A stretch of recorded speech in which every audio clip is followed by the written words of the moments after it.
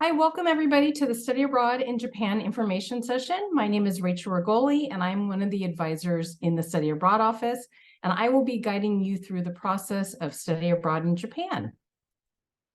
So I'd like to go over some basic things first before we start getting further along into program details. And I'd like to make sure everybody understands that you can satisfy UCSD requirements while you study abroad. Sometimes students think that they're taking a pause on their academic studies here at UCSD, but the idea with study abroad is that you'll be identifying classes in the program that you're going to that can fulfill UCSD requirements here at UCSD. You're going to be working with your academic advisors, so your department and college advisors, to find out what courses they recommend that you take abroad. You'll be researching the courses that are available on the different programs in Japan. And then you'll be following up with your academic advisors to discuss how those specific courses may fill requirements for your major, minor, or GE requirements. If you're ahead of schedule and you don't really need to take major classes while you're abroad or GE requirements, and you want to go to Japan and take elective units, which would be units towards the 180 units you need to graduate, you can absolutely do that. It can be elective units, it could be major classes, a combination of major and GEs. It's really what works best for you. Some departments have a list of pre-approved classes. Others will have you petition the courses when you return. So it really depends on the department. So you'll want to meet with your academic advisors. The other thing I want to mention is I want you to plan ahead. So if you're a first-year student and you're just looking into study abroad, it's important that you're looking at your four-year plan, or if you're a new transfer student, your two-year plan, and mapping out what you would do here at UCSD and which courses would be best to save for your time in Japan. Some of the programs have limited course offerings in English. I just like to remind every student that you're going to a non-English speaking country. And so these universities, if you're taking classes at a Japanese university, they're dependent on faculty being able to teach college level courses in English. So just remember, you may not see a huge long list of course offerings in English, just like you might here at UCSD. The other thing that's unique to Japan is some of the programs in Japan, the courses don't meet as often. And when they don't have as many contact hours, that means that the unit value when they return to UCSD may be less than 4 UC units. And so that's something I always point out to students, because some of the programs, the courses may come back to UCSD as 3 units and some even 2 units. And so you want to talk to your academic advisors how this will be handled if you're planning on petitioning these courses for UCSD requirements. A lot of departments, some of the colleges, they'll have you combine classes that are less than 4 units to equal, a 1 UCSD requirement back here. Japan is unique in this respect. This is not common, so this is something I wanted to point out in this presentation. The other thing I want to mention is that Japan's academic calendar is different than the North American or UCSD's academic calendar. So they start their school year in late March, early April. They finish their spring semester in late July, early August. So that's their first semester. And then they take a short break, and then they do their fall semester, usually like September, October. And some of the universities go until February. So spring aligns really well with the UCSD quarter system. So you could be away just spring quarter and maybe part of the summer. Or if you want to do the fall program in Japan, you'll want to pay attention to the program dates. UCAP, which I'll be talking about later, does a really nice job aligning with schools that finish in time to get you back for winter quarter. But some programs don't align. So that's something I just wanted to point out. The other question that sometimes comes up is, will I pay double tuition? Am I going to be paying UCSD tuition while I'm studying abroad? And we never charge you double tuition. That's not something that happens. So I just want to point that out, because that sometimes comes up when I'm tabling and students ask about costs. And we want study abroad to be accessible to all students. It should not be a subset of students. It should be for all students. So we want you to know that there are affordable options for study abroad. If financial concerns are maybe holding you back, don't let it stop you before you start. Make sure you talk to us about your concerns, and we can talk to you about how you can make sure that you can make study abroad a reality. So this is a good segue into finances. And if you are in financial aid, the good news is if you're going on a program that awards academic credit, which is study abroad, you will be able to use your financial aid. So if you're on financial aid, it can get rolled over to your study abroad program. Summer aid and non-UC program aid does differ. So I encourage you to take a look at our website. And I have a link here in that red box that actually goes to the financial aid page, but you can also get to the financial aid information on our website as well. And we have a great breakdown on how financial aid works for study abroad. I also encourage you to attend one of the upcoming financial aid information sessions that we have this quarter. We have an in-house financial aid advisor. He specifically works with students wanting to study abroad. He's at our virtual drop-in advising on Fridays from 10 to 11:30. So you can stop by and talk to Eduardo. He's the one doing these financial aid and scholarship information sessions. So definitely attend one of those and you're going to have a good understanding of how financial aid will work with study abroad. Also, there's a ton of scholarship money out there that's specifically earmarked for study abroad. And there's some special grants that's also earmarked for study abroad as well. And over the years, we've had about $900,000 in grants and scholarships awarded to our students annually. So, we don't want the cost of studying abroad to stop you before you start. So just know there's scholarship money out there, and there's some that are specific to Japan as well. We have a very robust scholarship website on our homepage, and there's a database that you can look at. We have writing workshops that will be happening winter quarter. In the red box here as well, besides the website and the drop-ins coming by on Fridays from 10 to 11:30, you can send a back message or you can send an email to this email address and Eduardo can respond to you. When you get closer and you've identified a program, he actually can give you an estimated budget for your financial aid. If you're just starting out and you're a first-year student or you're not planning on going abroad for a couple of years, you sort of need to hang tight, learn about financial aid, and then when you've identified a program, then you can reach out and get that estimated budget. So now I'd like to talk about the different program options for you as UC San Diego students. 4 out of the 5 are UC programs, and then the 5th is called the Opportunities Abroad Program, or OAP. And I'm going to be going through these programs one by one, so you hopefully by the end of this presentation will have a great understanding of the different programs available to you.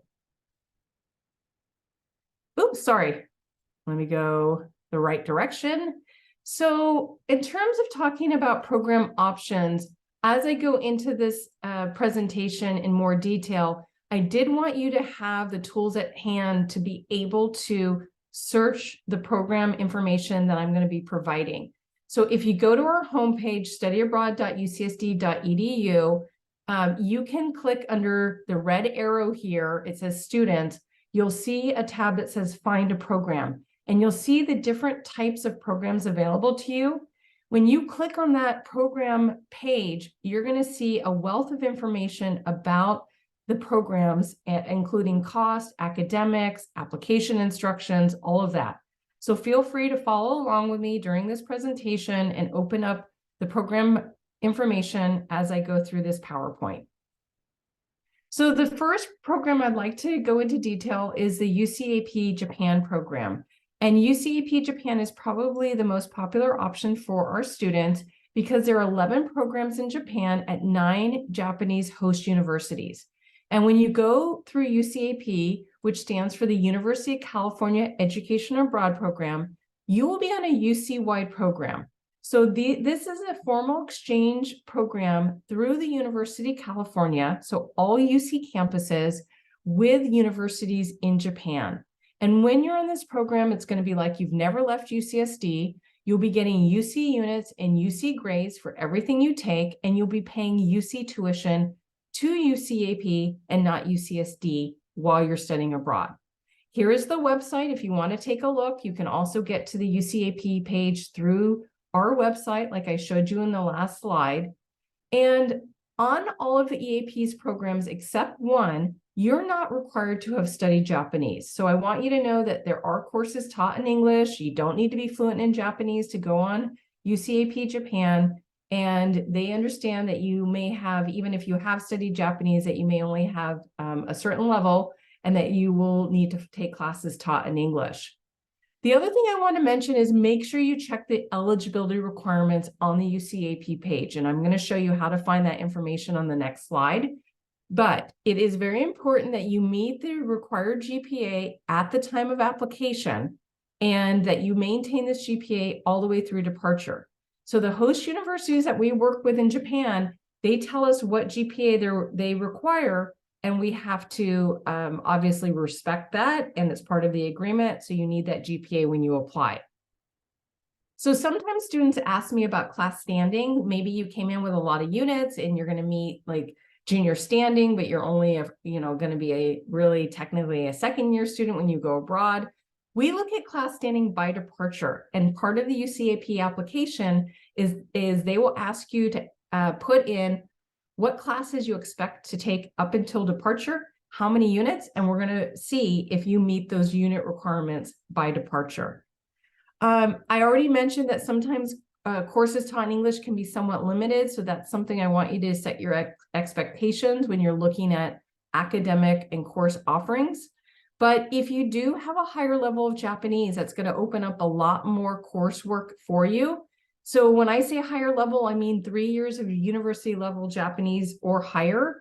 And you would take a placement exam when you arrive in Japan. And as long as you have a high enough level, you'll be able to access the regular course catalog that all Japanese students at that university have available to them. And you can then have more offerings available to you.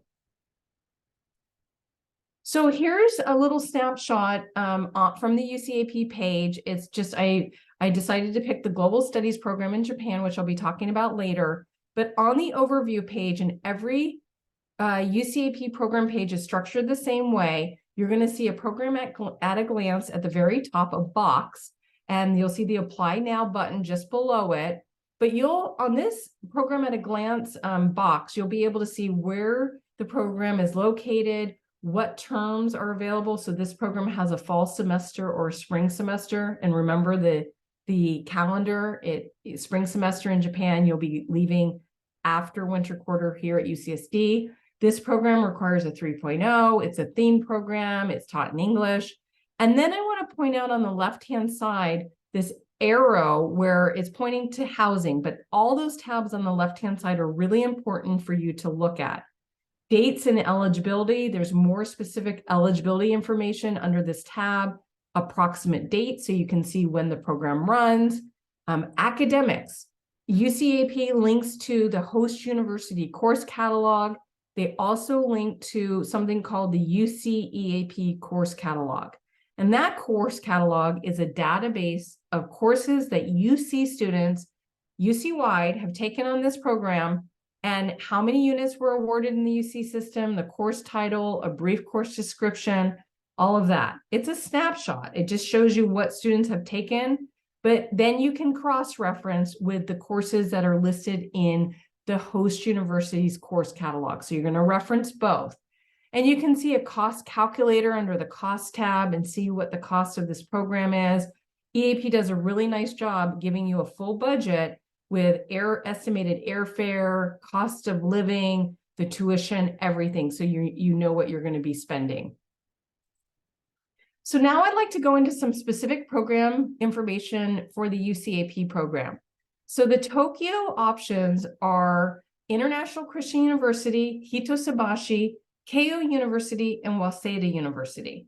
And I'm not going to go into a lot of specific details because I do want you to go to the UCAP program pages and look at academics, look at the cost.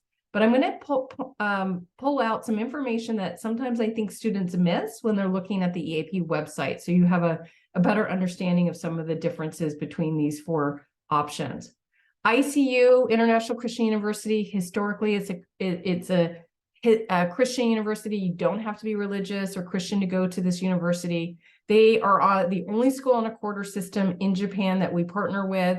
They have a fall quarter option, spring quarter option, or year-long option. Hitotsubashi is a public university in Japan, unlike ICU, which is private. Hitotsubashi is focused on the social sciences. It's very prestigious university, and we offer the spring term only. And then Keio and Waseda, both private universities located in central Tokyo, both year-long. So if you apply for these programs that are year-long, you will be committing to the year in Japan. So I just want to point that out. Most of the courses in English at these 4 institutions are going to be in the social sciences humanities.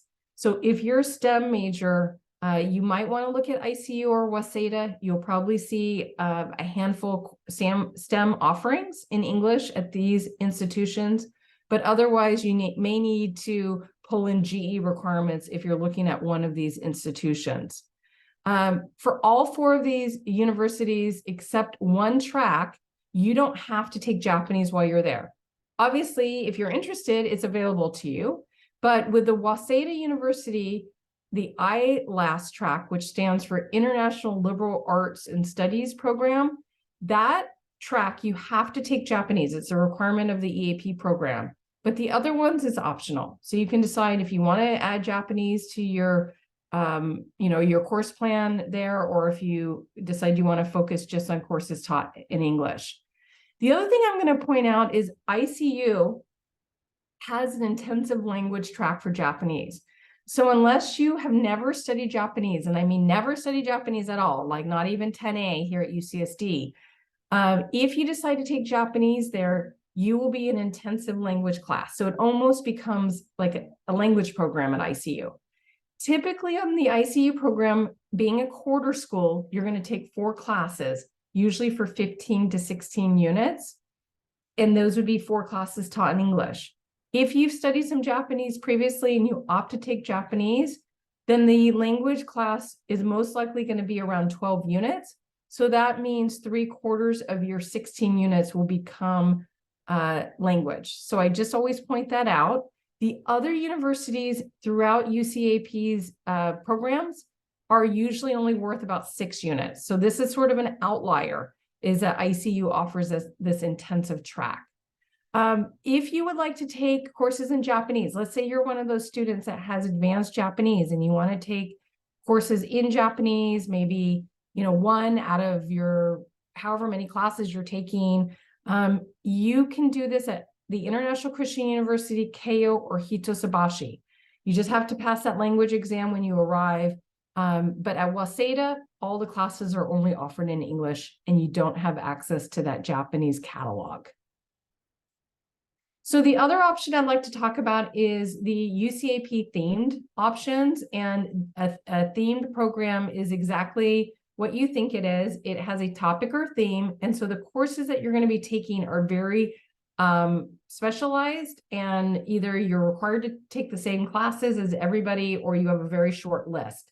So the first program I'd like to talk about is the Japanese in Kyoto at Doshisha University in beautiful Kyoto. This is a language program. It's intensive. The majority of your units will be language study, and we offer all levels of Japanese. So if you're beginner all the way to advanced, this would be a great fit for you. And then you have the option of taking 1 to 2 classes about Japan.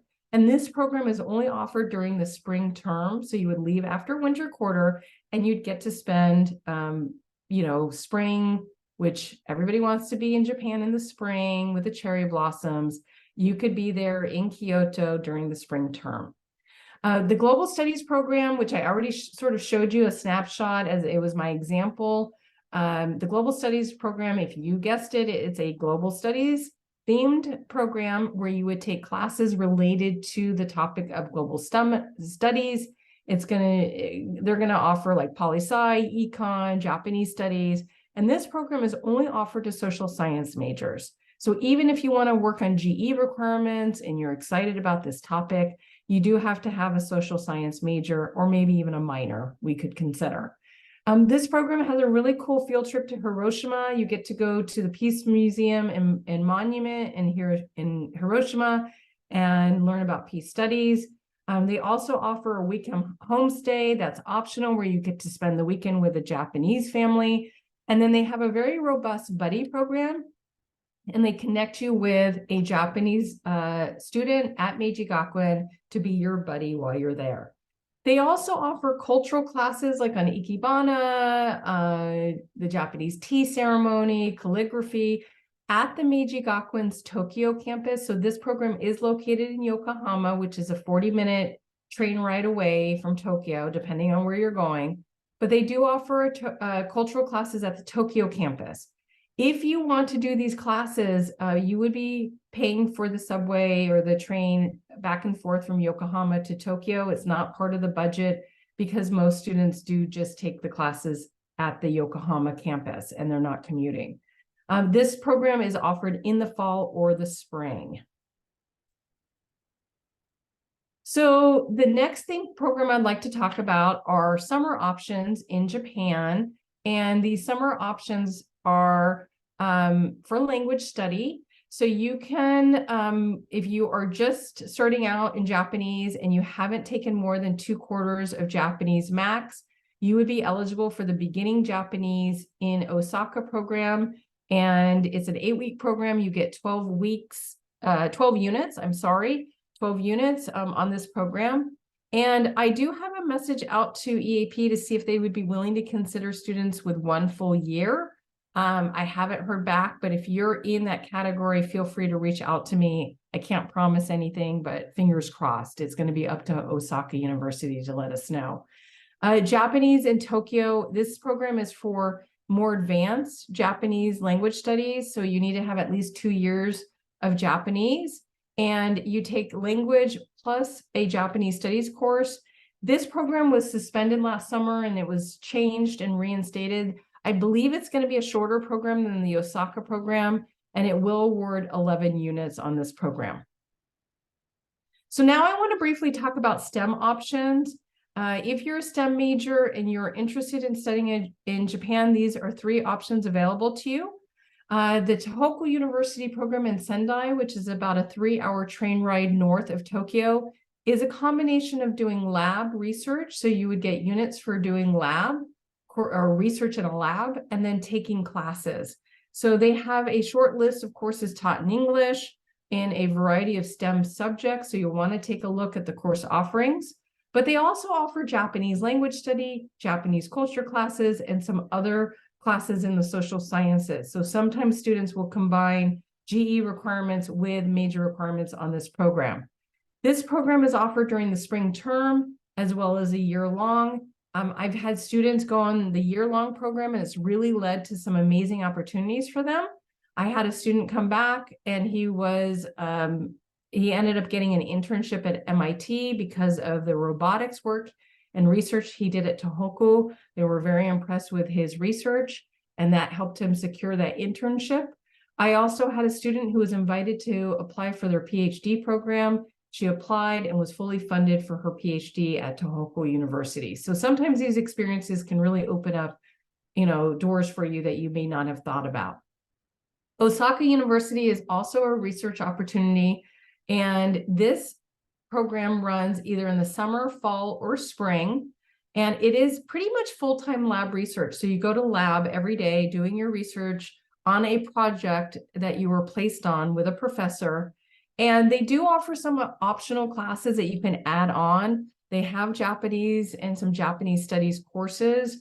That's only offered during the fall or spring semesters, not during the summer, but it would be in addition to your full-time lab research. So that's something you could consider if you're motivated.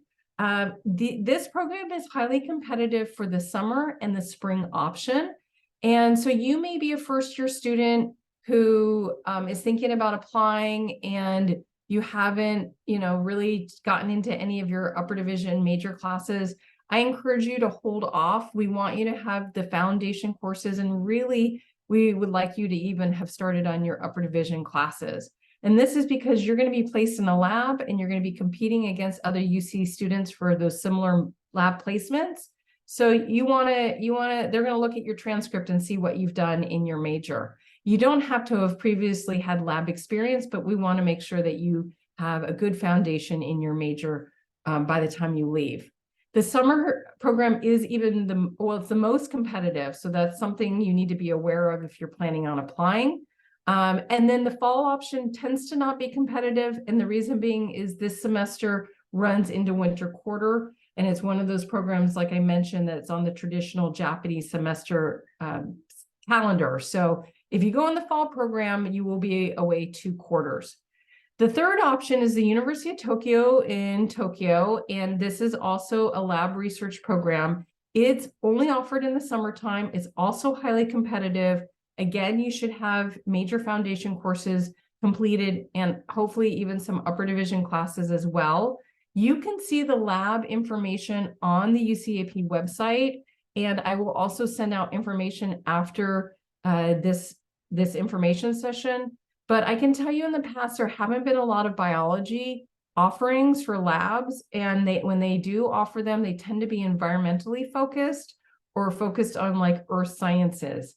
So, if you're bio, take a look because Osaka may be a better fit for you than the University of Tokyo. So now I'd like to switch gears and talk about UC San Diego Global Seminars. And hopefully you've heard about Global Seminars. These are UCSD summer programs, so only offered in the summer, where you go abroad with a UCSD professor. You're going to be in a small group, a small cohort of UCSD and other UC students, and students actually from outside the UC system are eligible to apply. It's usually 15 to 28 students. There's embedded excursions as part of the program and the learning experience. And with this program, you only need a 2.0 GPA and to be in good academic standing. So the 3 options in Japan, you'll see right here, the biology option, architecture and design in Tokyo, and Zen art and nature in Japan. If you would like to see specific program details, you can use this QR code or go to the globalseminars.ucsd.edu website.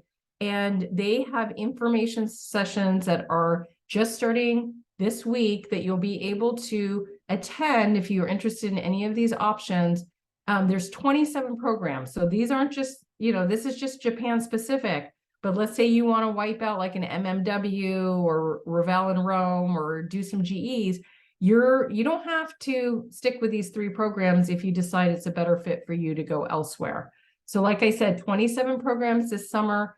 The programs can change summer to summer. So if you see a program that you like, I say go for it, because I can't guarantee that the faculty member will teach those classes or they'll teach them in that location. So make sure you take a look at summer 2024. And if you see something, you can talk to the Global Seminars advising staff, as well as to go to the Meet the Professor info sessions. So take a look at the website. You'll see those dates. You'll see the program details, including the course information. I think they're working on the budgets, but there's going to be very detailed information on the Global Seminars website.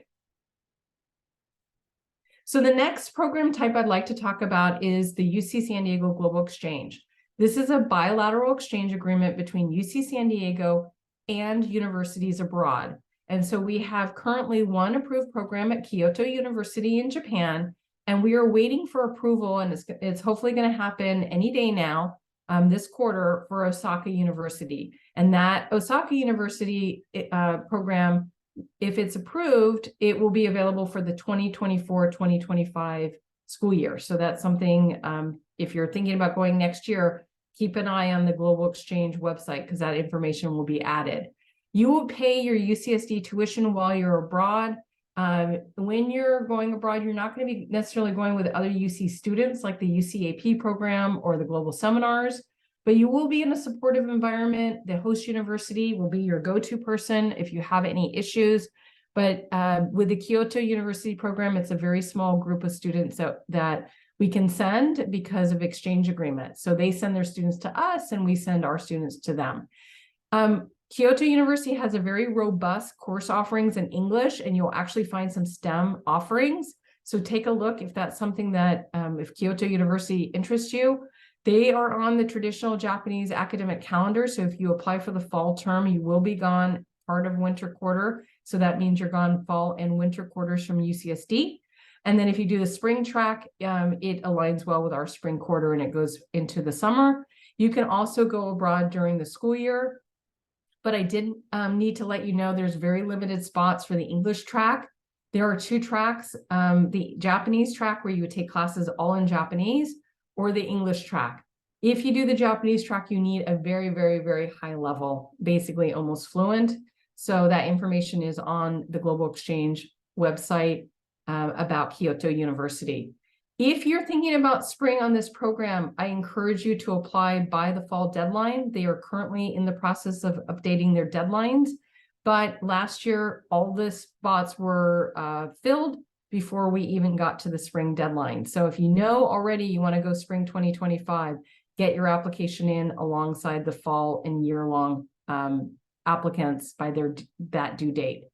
And then again, check back for Osaka University. On this program, you will get transfer credits. I do know my colleague, Andra, who is the advisor for all global exchange programs, including the Japan programs. She is working to get approval for UC credit, but currently it is transfer credit. And so the process is a little bit different, but you can still apply transfer credits towards major and GE requirements, just like if it was UC units. So, but hopefully there's going to be a change with the units and how that all works soon. So the next program I'd like to talk about is going abroad through other UC campuses. So UC Davis, UCLA, UC Riverside, they all run summer faculty-led programs similar to Global Seminars, and you are allowed to apply for their programs just like their students can apply for our programs. And it's a 2.0 GPA requirement, good academic standing, earn UC units and grades. And these are going to be summer options, just like Global Seminars. And they're going to be a small cohort of students, just like UCSD Global Seminars as well. So you'll see the list here. UC Davis runs a design in Japan program, and as well as a life sciences in Japan program. They also offer internships in business and communication and engineering and computer science. UCLA has a global studies with a focus on business leadership, and UC Riverside has 2 programs, media studies and computer science boot camp. And if you were to go to the UC Davis Summer Abroad, UCLA, or UC Riverside web pages, you will be able to see the course offerings, the costs, just like if you were looking at Global Seminars. They're going to have all those details on those websites, and you'll be doing your applications through them. I have this box here that says other UCs. The reason why I have this on here is because a lot of the UC campuses are still rolling out their summer 2024 offerings. So you might want to keep checking because maybe something will pop up after this presentation. So the last option I'd like to talk to you about is the Opportunities Abroad program, or we call it OAP. This option is going outside the UC system and studying abroad, either directly at a university in Japan or through an outside study abroad program that has programs in Japan. And so this would be independent of the UC system. You would be eligible for transfer credit with approval by UCSD admissions. Financial aid, you would be able to take state and federal aid with you, just not UC grants. And when you're going abroad, you're not going to be paying tuition to UCSD. You're going to be paying tuition to the host university in Japan or the study abroad provider. So the one thing I want to point out is this OAP requires additional paperwork and forms. UCSD admissions does have to review the program for eligibility and transfer credit. So that's something that has to be started very, very early. A pro to going on OAP is you have more options. So maybe there's a university in Japan you really want to go to, and it's not available through UCAP or Global Exchange, and you want to go during the semester, and you found a program and you want to go outside the UC system. Also, the price point can be less expensive if you're a non-resident student. But again, it's a lengthy process. You have to start very early. So that's something I'm throwing out there right now. If you're thinking about summer or fall of next year, you'll need to be talking to me about OAP soon. Okay, just putting that out there now. So now I want to get into sort of the nitty-gritty, how to apply. On our website, again, under students right here, you will see a link that says how to apply. And we have instructions for every UC program, what the steps are. So you'll take a look at the how to apply page. And now I'm going to talk about deadlines. I'm going to focus on the right-hand side first, and then I'll talk about UCAP because it's a little bit more complicated. So global seminars and global exchange, you're going to do one application through Tritons Abroad. It's very streamlined. Global seminars works on rolling admissions. They open up their application November 1st, and it's first come, first serve. And when they get to the max number of students on that program, they will then go to a wait list. Their final end date is March 1st for accepting applications. So they will post information in Tritons Abroad and on their website when a program fills.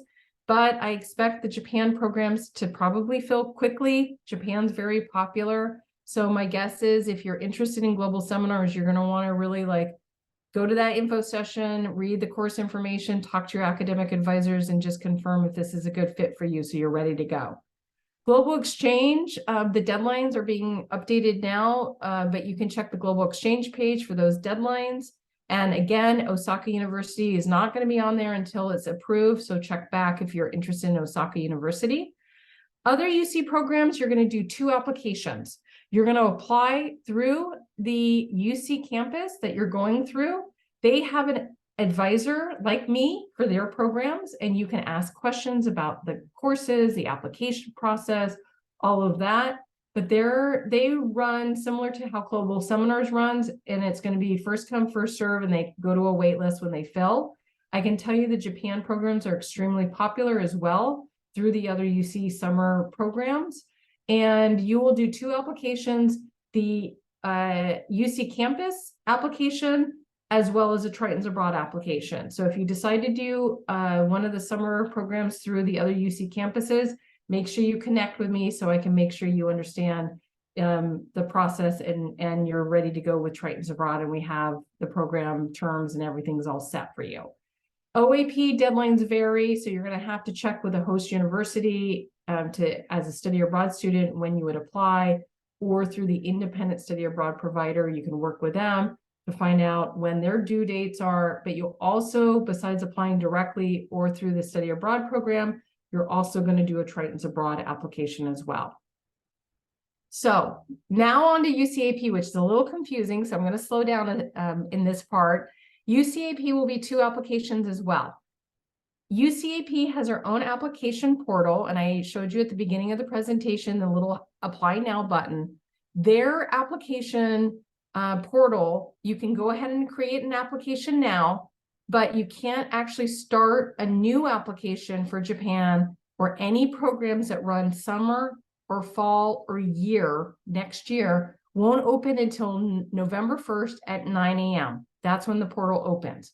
So what you're going to want to do if you're looking at going abroad during the 2025 school year, you're going to go ahead and create your UCAP application. You'll be able to see the instructions, gather all your materials and all that. And then you can work on your Tritons Abroad application now. It's already open. You can go ahead and submit it and it's ready to go. But UCAP for Japan, not all programs around the world, but Japan programs specifically are rolling deadlines, and it's first come, first serve.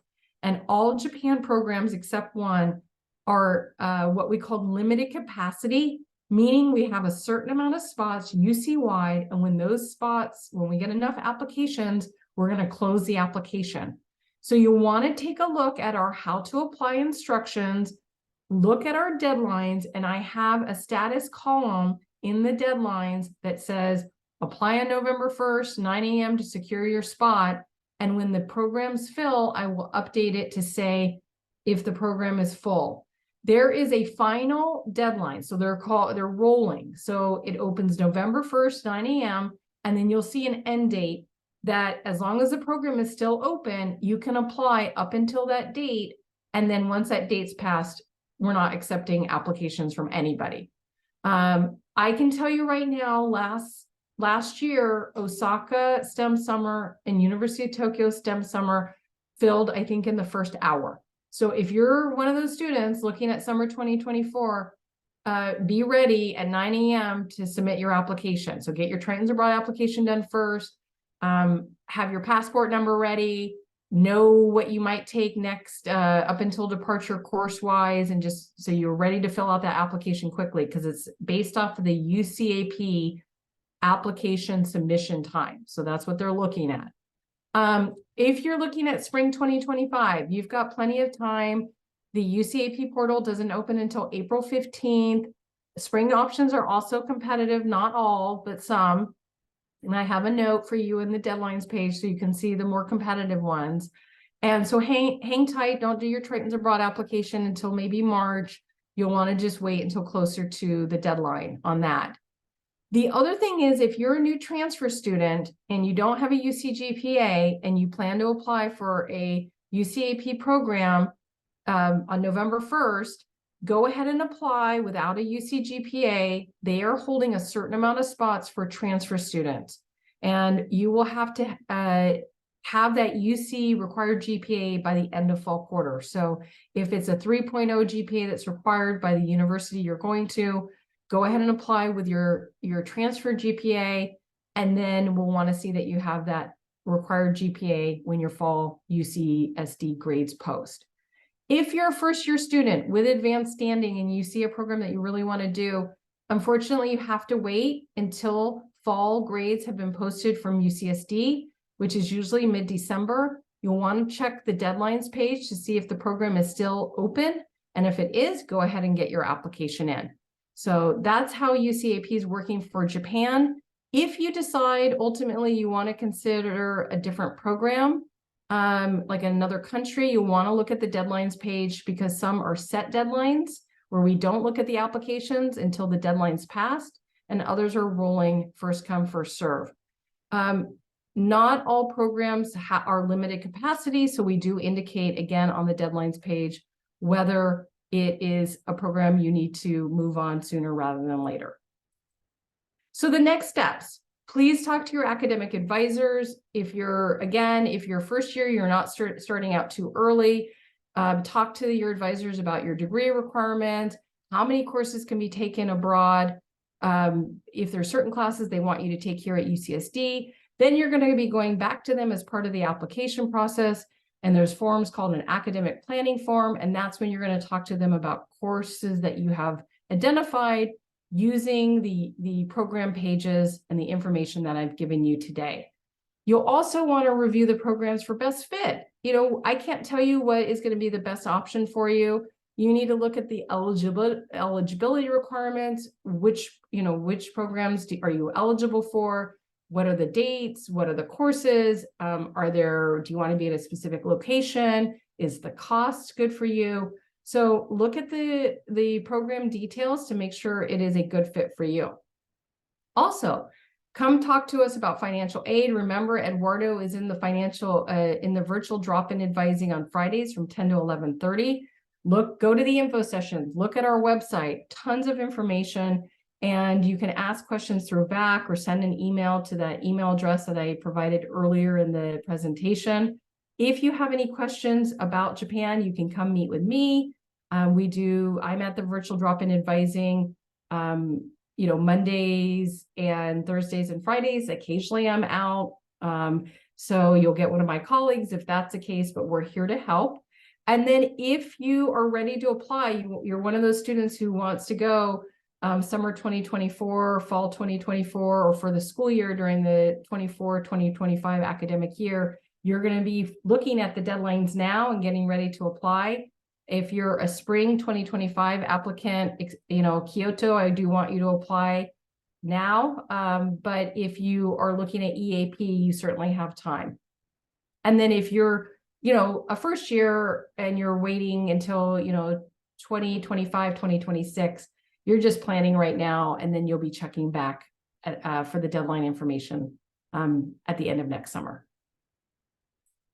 So I did want to mention we have our big study abroad fair coming up. It's on Monday, October 23rd in Town Square, which is by the Price Center in the Student Services Building. It's from 10 to 2. We're going to be out there in full force. You'll be able to ask questions. Global Seminars is going to be there with faculty talking to students.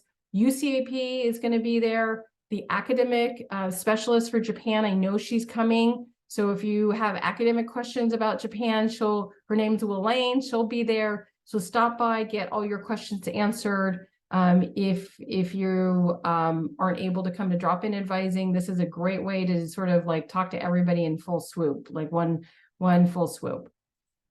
So I also want to highlight the information sessions that we're doing throughout this quarter. If you haven't done a Get Started session, this is a 1 hour overview of study abroad. We also have a Get Started course in Canvas that you can do, things to consider when you're looking at programs. The country and regional sessions, all of them have been recorded, or if they've already passed. So let's say you're thinking about another location, you can go to our events page and watch the recording. There are some discipline sessions. I'm doing a bio session tomorrow, the financial aid and scholarship sessions, Global Exchange. If you're interested in Global Exchange, my colleague Andra is doing a presentation this week. So take a look at all this information on our website, or view the recordings if there's a session that's passed that you're interested in. So now I just want to talk about advising services. I already mentioned we do virtual drop-in advising. So you're going to sign in through the VAC. There's a link on our website. Mondays and Thursdays, 1 to 3, Fridays, 10 to 11:30. My colleague, Andra, who handles the Global Exchange programs, she's there Thursday afternoons. And my colleague, Eduardo, who handles financial aid advising, he's there on Friday mornings. You can always submit a question to us through the VAC, 24 hours a day. We do a very good job responding quickly. Sometimes you'll hear back, within an hour. Sometimes it will be a couple days, but, we get your questions answered fairly quickly. And then I already mentioned the information sessions that are happening throughout the quarter, and you'll be able to ask questions at the end of the session. So that is it for me.